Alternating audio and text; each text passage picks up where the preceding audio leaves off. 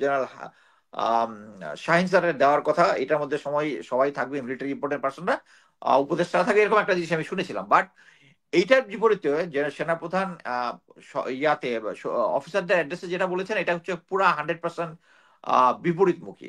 বলতেছি যে হ্যাঁ, আর্মি হচ্ছে সার্বভৌমত্বের প্রতীক, আর্মি সার্বভৌমত্বের প্রতীক, কিন্তু এই সার্বভৌমত্বের প্রতীকের মধ্যে তো কোনো গুম খুনকারী তো থাকতে পারে না, উনি তো রেখে দিয়েছেন এদেরকে।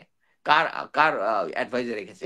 যেটা আছে রাজপথে, যেটা আছে এটার ব্যাপারে আমি কোনো মন্তব্য করতে চাই না, কারণ আমি নিজেই কনফিউজড কে কার পিছনে কখন কি বলতেছে কি করতেছে, আমি কোনো অ্যাকচুয়ালি খেয়ে হারিয়ে ফেলছি। বাট আমি যে জিনিসটা বলতে চাচ্ছি সেটা হচ্ছে সেনা প্রধানের সেই অফিসার্স অ্যাড্রেসটা নিয়ে উনি যে সমস্ত কথাবার্তা বলেছেন, এটা অ্যাকচুয়ালি উনার জুরিডিকশন না। কখন নির্বাচন হবে এটা কিন্তু উনার জুরিডিকশনের মধ্যে পড়ে না। উনি একজন দেশের নাগরিক হিসেবে মতামত দিতে পারেন, but when he is addressing his subjects, যারা তার সাবজেক্ট, তখন ওখানে ওখানে কোনো রাজনৈতিক বক্তব্য ওনারা দিতে পারে নাই। আমরা অ্যাটলিস্ট চাকরিকালীন কখনো দেখি নাই যে কোনো জিওসি, কোনো সেনাপ্রধান কোনো রাজনৈতিক বক্তব্য দেয়। উনি বলতে পারেন না যে কখন নির্বাচন হবে, সরকার করিডোরের ডিসিশনটা রাইট নিয়েছে না রং নিয়েছে।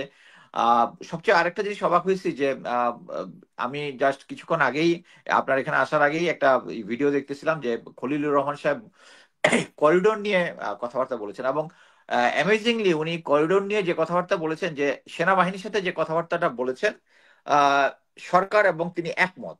উনি আমার মনে হয় না যে উনি এখানে পলিটিক্স করে সেনা, উনি বলছেন সেনা প্রধানের সাথে এটা এই বিষয়ে আমরা একমত, এরকম একটা কথা বলেছেন। তারপরে আবার উনি যখন গ্রাউন্ডে আসলেন কিন্তু এর তখন আগে তো এই খলিলুর রহমান ফ্রেশ সচিব করিডোর নিয়ে অনেক কথাই বলেছে, ওনারা কারো কথা শুনবেন না, দিয়ে দিবেন, বা কে মানুক আর না মানুক, এরকম তো অনেক কথা আমরা না, শুনেছি। এই এই আমরা তো বেশ জিনিসটা এই কয়েকদিন থেকে আলোচনা করছি এই এটা নিয়ে। জিনিসটা যেটা বলেছে এখানে, এর আগে সেনাপ্রধানের সাথে যে কখনো হয়েছে, সেনাপ্রধান আমি যেটা শুনেছি যে উনি বলেছে যে এই বিষয়টা নিয়ে যারা স্টেক হোল্ডার তাদের সাথে একটা আলোচনা করা ছিল, যেটা আমি জেনারেল ওয়াকারের সাথে 100% একমত।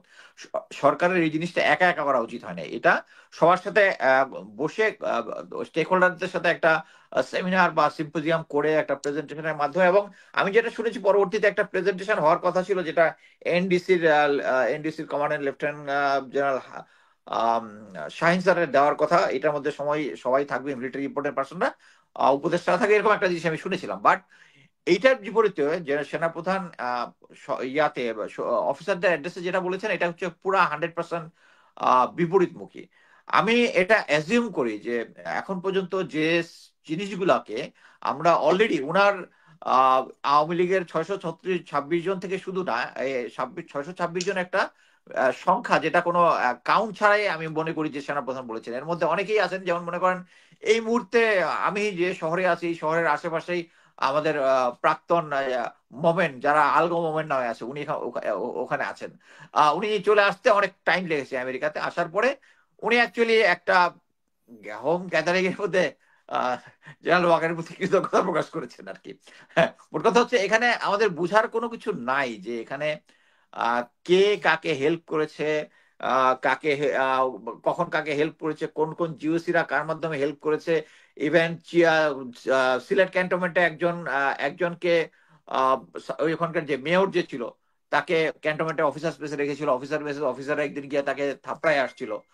এ ধরনের অনেক সিচুয়েশন হয়েছে। সো এখানে জেনারেল ওয়াকার লাগাতার আওয়ামী লীগের লোকজনকে সাপোর্ট দিয়েছে, এবং আওয়ামী লীগকে নিষিদ্ধ করার আগে উনি বলেছে যে, বা প্রফেসর ইউনূসকে রিকোয়েস্ট করেছে তাকে নিষিদ্ধ না করার জন্য। পরবর্তীতে উনি যে স্পিচটা দিয়েছে, এটা clearly it is guided by উনার আপা, এবং উনার যে যে মানে একটা আমরা বলতেছি যে হ্যাঁ, আর্মি হচ্ছে সার্বভৌমত্বের প্রতীক, আর্মি সার্বভৌমত্বের প্রতীক, কিন্তু এই সার্বভৌমত্বের প্রতীকের মধ্যে তো কোনো গুম খুনকারী তো থাকতে পারে না, উনি তো রেখে দিয়েছেন এদেরকে।